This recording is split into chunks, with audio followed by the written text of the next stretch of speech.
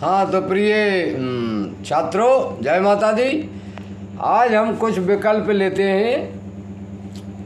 समास कितने प्रकार के होते हैं? तो समास 50 साल से सुनते आ रहे हैं कि 6 प्रकार के होते हैं, इसलिए कोई कठिन बात नहीं है। संधि 3 प्रकार की होती है।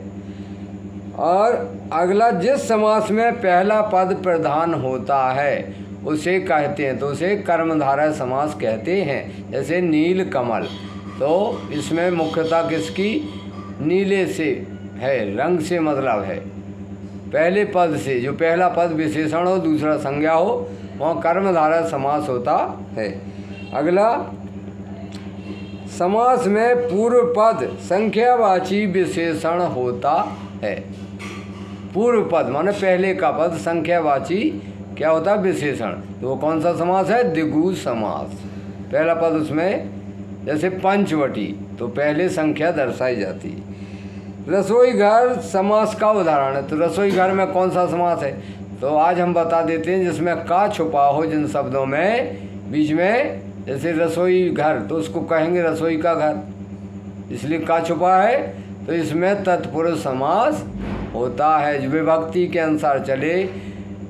का, की, के, में, पे, पर, कर्ता ने कर्म को करण से संप्रदान के लिए अपादान से संबंध काकी के और अधिकरण। तो इस तरह से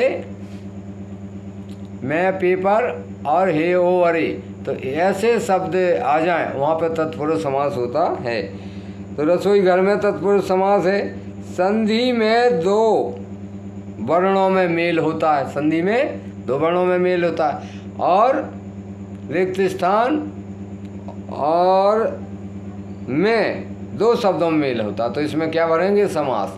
समास में 2 शब्दों में मेल होता है। जैसे नील कमल, तो नील एक शब्द हो गया और कमल एक शब्द हो गया। नीलकंठ, तो 2 शब्द हो गए। इनमें समास में 2 शब्दों में मेल होता है, मतलब उनको अलग अलग तोड़ा जाता है।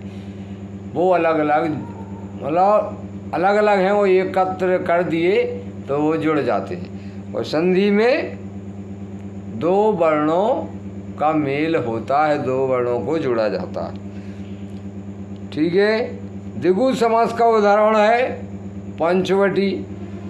पाकशाला में समास का उदाहरण है।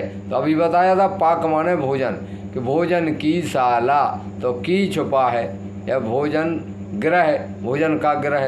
ठीक है। तो इसमें भी तत्पुरुष समास है। तो उम्मीद करेंगे कि सभी छात्र इन विकल्पों को याद रखेंगे, जीवन भर याद रखेंगे। और तत्पुरुष समास में कारक के अनुसार तत्पुरुष समास चलता विभक्तियों के अनुसार। इसलिए प्यारे छात्रों, ध्यान मत भूलना। जय माता दी। वीडियो को लाइक और शेयर अवश्य करना।